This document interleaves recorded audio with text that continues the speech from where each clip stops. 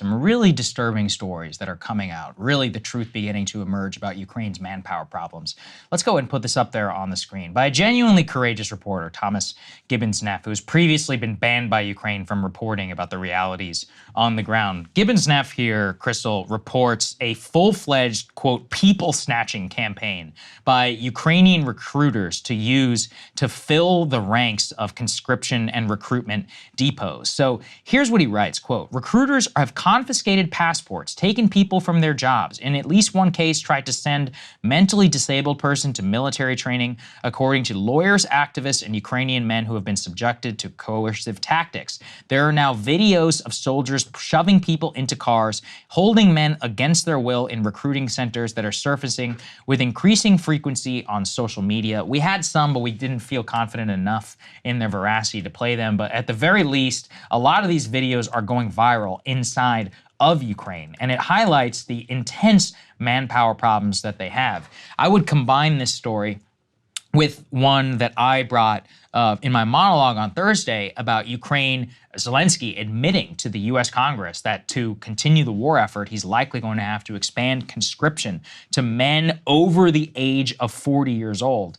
And in one case, they actually describe here a 58-year-old taxi driver who, quote, feared retribution, said the recruiters showed up, took his passport, returned it only after he showed up for his medical screening. He's describing it as, quote, lawlessness. So what they're doing is they take your passport away. You can't, if you want to retrieve your passport, you have to go to the recruitment depot, and they make you sign the papers for forced conscription. And in many small towns across Ukraine, many of the people who have been forcibly conscripted have unfortunately died on the front line already after only several months in the military, which is having a chilling effect because a lot of people don't want to serve. So you have two problems. One, 600-some thousand Ukrainian prime-age males have fled the country. They don't want to fight, period. Everybody left, basically subject to being kidnapped by the government and thrown, into conscription, which at this point, I think manpower is their single biggest problem. We and I were discussing, I want to float a credit to our friend Yegor who flagged this for us. There's a report coming out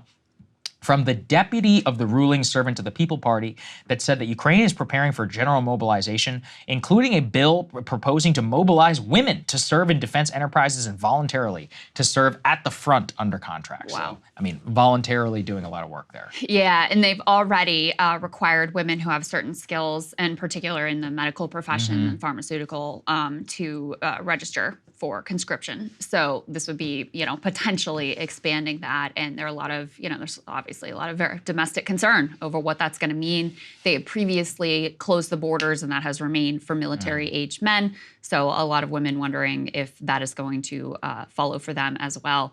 This story is heartbreaking about the quote-unquote people snatchers. And what comes out is not only have you had devastating losses and casualties, high numbers, so that obviously there's a loss of men, so there's a need to recruit more men and bring in more men. There's also, because of that and because the war's not going well, it was one thing in the beginning, people wanted to sign up for the cause. There was a huge surge in recruitment because people wanted to be part of a winning war effort. Now the Zelensky, propaganda efforts have sort of faltered. They can see the distance between how things are actually going and how it's been portrayed to them. So that has dampened enthusiasm for getting involved in this. And the other piece is massive corruption. So people who are wealthy, they pay off their recruiters.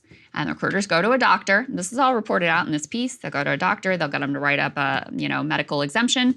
And boom, you're good to go. So they have a quote here from one Kyiv-based lawyer who's been representing some of the individuals who've been wrongly or who are saying they were wrongly drafted. He said it's a war for poor people.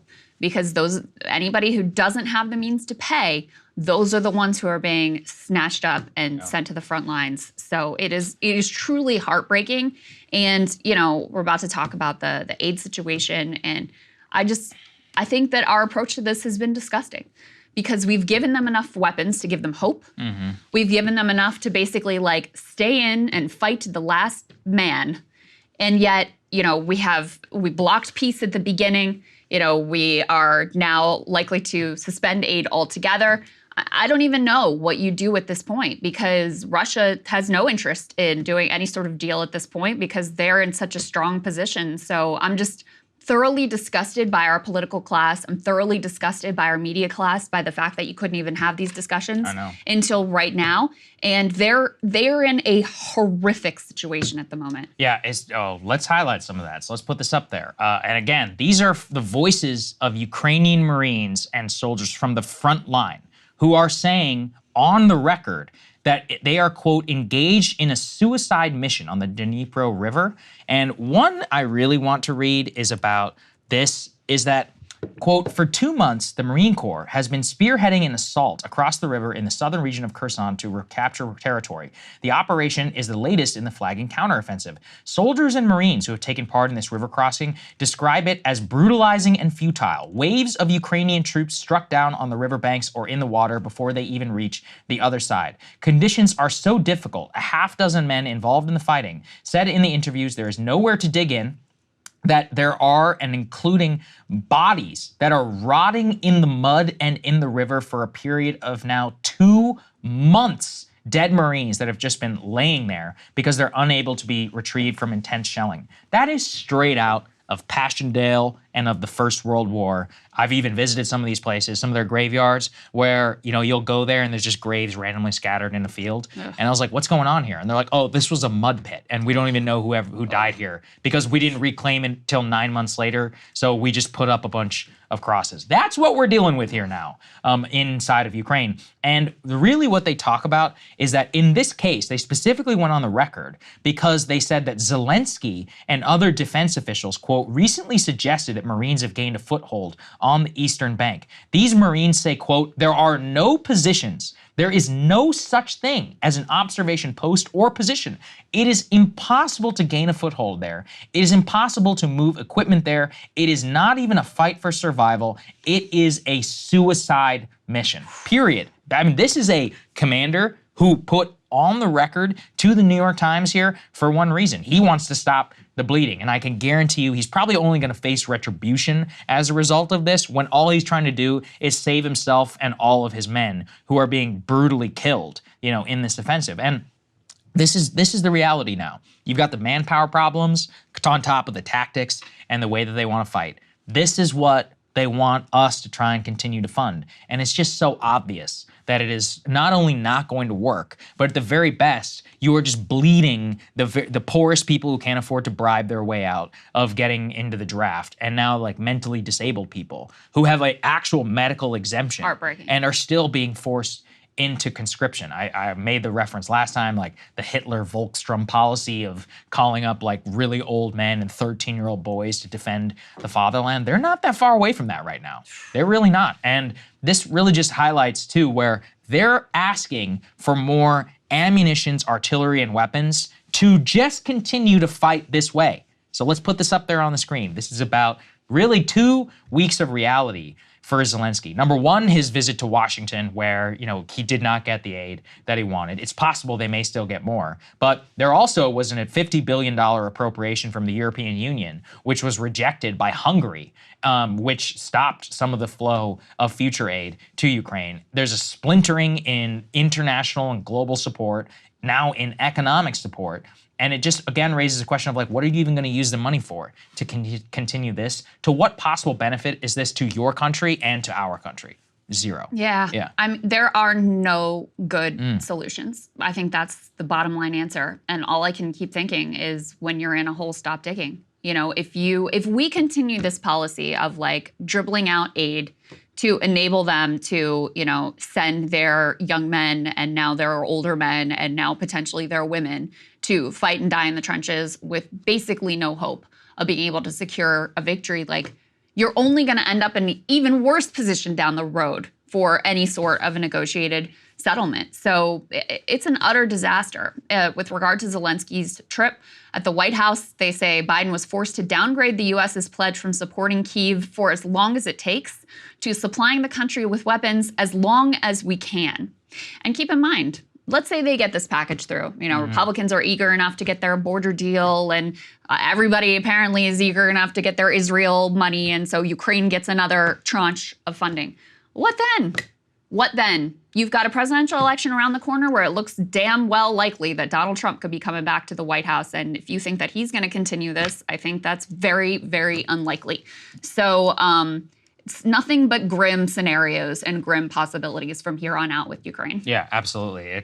Nothing looks good in terms of what their future is. We also highlighted too the Russian response, where they currently are probably less likely to pursue a deal in terms of what Putin and all of them said, because they're like, listen, what are you guys going to do? And it's a geopolitical reality where the current cope that I see is, oh, if we just given them the planes and all this stuff in the first place, then they would have won and we would never have been in this position. I actually don't think that's true at all. They've been incompetent in all of their employed use of Western-style tactics and technology on the battlefield, which is why they're throwing guys into a river and making them die like it's World War I. That's what they know how to do, and that's fine. But in a world where constraints exist for our aid to Ukraine, like F-16s and long-range missiles, where it could spark a broader war, then this was the inevitable outcome, which is why peace deal itself was always the best policy, April 2022. Now you've got, who knows, maybe 500,000 dead? Nobody knows what the real number is, or at least dead and wounded inside of Ukraine. You've got diminishing manpower. You've got basically zero industry of their own, and the Kremlin is revved up for war production, and they don't care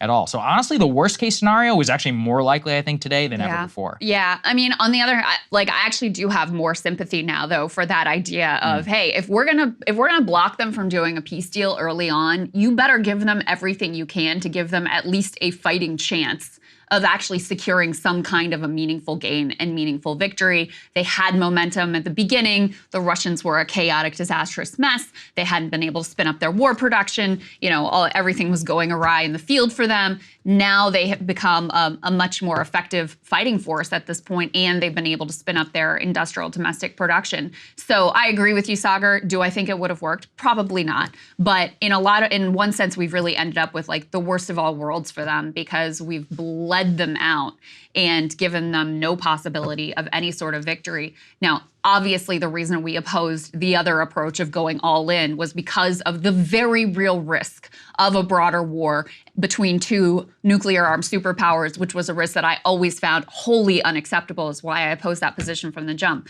But I do think that the people who were like, we got to go all in with them, if we were going to block the peace deal, you know what? That was the like correct moral and strategic position to take at that point. Yeah, I totally agree. And it's obvious now. However, will they change their tune? No, they certainly won't. Hey guys, if you like that video, go to breakingpoints.com, become a premium subscriber, and help us build the best independent media organization on the planet. That's right. We're subscriber funded. We're building something new. We want to replace these failing mainstream media organizations. So again, to subscribe, it's breakingpoints.com.